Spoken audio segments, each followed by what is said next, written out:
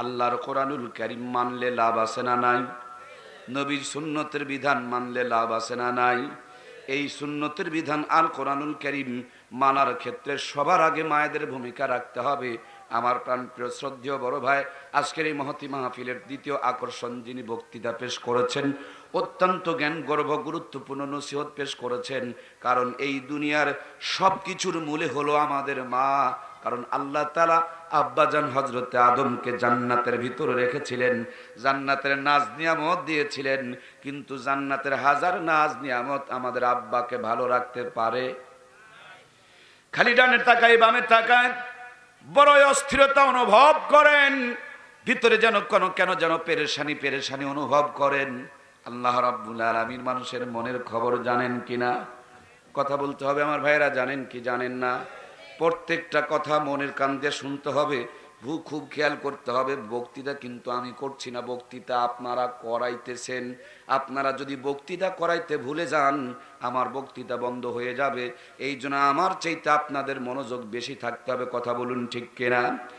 বাবাকে ভালো লাগে না? আল্লাহ তাআলা মনের খবর জেনে বাবাকে বানালেন জান্নাতের বাহিরে। আর বরাম্মা হযরত হাওয়াকে যখন আমার আল্লাহ বানালেন, বাবা ঘুমিয়ে আছেন, বাম পাশের পাঁজরের হাড় থেকে নিয়ে বরাম্মা হাওয়াকে আল্লাহ তাআলা বানালেন। সম্মান কত বাড়াইছেন, মর্যাদা কত বাড়াইছেন। ও আমার মমতাময়ী মা, একবার কেন চিন্তা করে দেখো না, মর্যাদার দিক থেকে পুরুষের তুলনায় মায়েদের মর্যাদা আল্লাহ প্রথমেই দিয়েছেন, শুরুতেই দিয়েছেন। কারণ বরাব্বা আদমকে বানানো হলো জান্নাতের বাহিরে, আর বরাম্মা হাওয়াকে বানাইছেন আমার আল্লাহ তাআলা জান্নাতের, বলুন না ভাইয়েরা আমার, জান্নাতের বাহিরে বানালেন আব্বা বাবাকে, আল্লাহ বানালেন বাবাকে, আর ভিতরে বানালেন বরাম্মা হযরতে হাওয়াকে। বানানোর পর জান্নাতের ভিতরে ভালোই ছিল, শয়তানের নজর পড়ে গেল, শয়তানের আর সহ্য হলো না। বরাব্বা আদমের কাছে গিয়া বলছে, ওই যে গন্ধব ফল দেখতে পাও, ওইটা যদি খাও আরো কোনোদিন তোমার দুনিয়ায় যেতে হবে না, জান্নাত থেকে বের হওয়া লাগবে না। বরাব্বা হযরত আদম চিন্তা করলেন, আল্লাহ নিষেধ করেছে আর তুমি ওটা খেতে বলতেছ, সুতরাং আল্লাহর হুকুমে যে বলে এটা বিনা দলিলে বিনা সন্দেহে শয়তান। কথা বলুন ঠিক কিনা?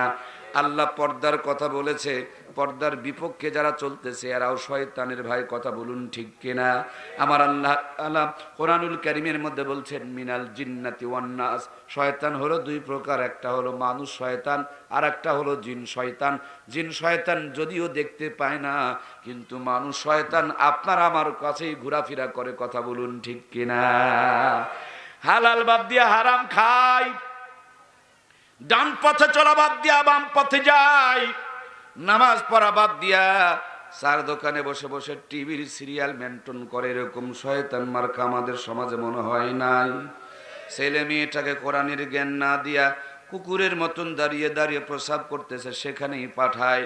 কোরআন তো পড়ে না, যারা কোরআন পড়ে তাদের দেখতেও, কথা বললেন না কেন, দেখতেও যাদের মুখ থেকে কথা বের হচ্ছে না, তারা একটু কান দিয়া কথাটা শুনে রাখুন। আপনার জবানে বেশি করে পাপ করেছেন, বিড়ি খেয়েছেন, চগলখড়ি করেছেন, 2 নম্বরই করেছেন, এই জন্য আপনার নাপাক জবান আল্লাহর পবিত্র কোরআনের কথার পক্ষে আওয়াজ বের করতেছে না। কথা বলুন ঠিক কিনা? আমরা আমাদের সুন্দর জবানটুকু কি প্যারালাইসিস আর ডায়াবেটিস দিয়ে নষ্ট করে দিতে চাই? তাহলে ভাইয়েরা, জবানের মালিককে, জবান ব্যবহার করব কার জন্য? আল্লাহর দেওয়া জবান যদি কোরআনের জন্য ব্যবহার না হয়, আল্লাহর দেওয়া জবান যদি সত্য পথে ব্যবহার না হয়, আল্লাহর দেওয়া জবান যদি আল্লাহর পথে ব্যবহার না হয়, আমি আপনাকে লিখে দিতে পারবো। আপনি কাগজ নিয়ে আসেন, আমি আমার বুকের তাজা রক্ত দিয়ে লিখে দিব, যে জবান আল্লাহর পক্ষে কথা বলে না, যে জবান কোরআনের পক্ষে ব্যবহার হয় না, এ জবান বেশি দিন লাস্টিং করবে না, অচিরেই প্যারালাইসিস আর ডায়াবেটিসে বেঁকা হয়ে যাবে। কথা বলুন ঠিক কিনা? সেই দিন নওগাঁর বড় ডাক্তার দিয়া কাম হবে না। ঢাকায় গিয়া বড় ডাক্তারের সিরিয়াল নিলেও কোনো কাজে লাগবে, মাদ্রাজ গিয়া বড় ডাক্তারের পরামর্শ নিলেও কোনো কাজে লাগবে। এই জন্য সুন্দর জবানকে সুন্দর রাখতে ব্যবহার করব কার জন্য?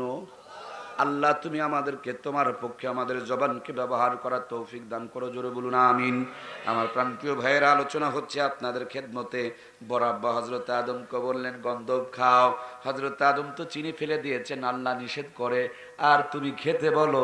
তুমি যে শয়তান, এখানে আর যুক্তি দলিলের কোনো কিছুই দরকার নাই। যা বেটা ভেগে যা, খবরদার আর সামনে আমার আসবি না, কারণ আল্লাহ নিষেধ করেছে, তুই ওইটা আমার খেতে বলতেছস। আমার ভাইয়েরা, শয়তান চিন্তা করলো ছেলে মানুষের কাছে কাম হবে না, এখন মেয়ে মানুষের কাছে সুযোগ নেওয়া লাগবে। মেয়েদের মনটা নরম, মেয়েদের দিলটা বড় সোজা। মেয়েদের সামনে যদি চোখ থেকে 2 ফোঁটা পানি বের করতে পারেন, আপনি হাজার অন্যায় করলে 2 ফোঁটা পানির বদলতে সবগুলো মাফ হয়ে যায়।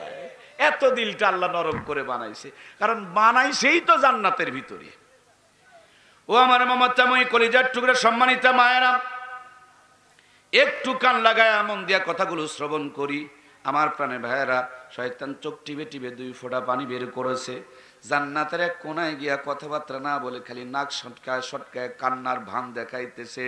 চোখে পানি দেখি আম্মাজান হাওয়ার তো মায়া লেগে গেছে, দরদ লেগে গেছে।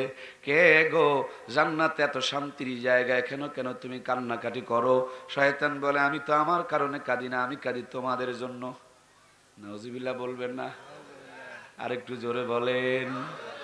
এখনকার জামানা ডিজিটাল জামানা, পরে ওদের অ্যালার্জি ধরে।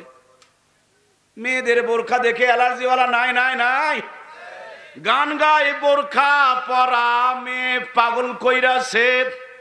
দেওয়ার কপালে জোরে লাথি দে। এত নষ্টা মেয়ে বাদ দিয়ে এবার বোরখাওয়ালাটাকে নষ্ট করার জন্য ষড়যন্ত্র শুরু করেছে। কথা বলুন ঠিক কিনা? আমার প্রাণপ্রিয় ভাইয়েরা, আমি আপনাদের কাছে বলতে চাই, শয়তানের নজর পড়ে গেল, চোখ টিপে টিপে পানি বের করতে শুরু করলো। বরাম্মা বলে জান্নাত শান্তির জায়গা, এখানে কান্না করো কেন? শয়তান বলে আমি আমার কারণে কাঁদি না, আমি কাঁদি তোমাদের জন্য। বরাম্মা হাওয়া বলে আমরা তো ভালোই আছি, সুখে আছি, আনন্দে আছি, রিল্যাক্সে আছি, বিনোদনের মধ্যে আছি।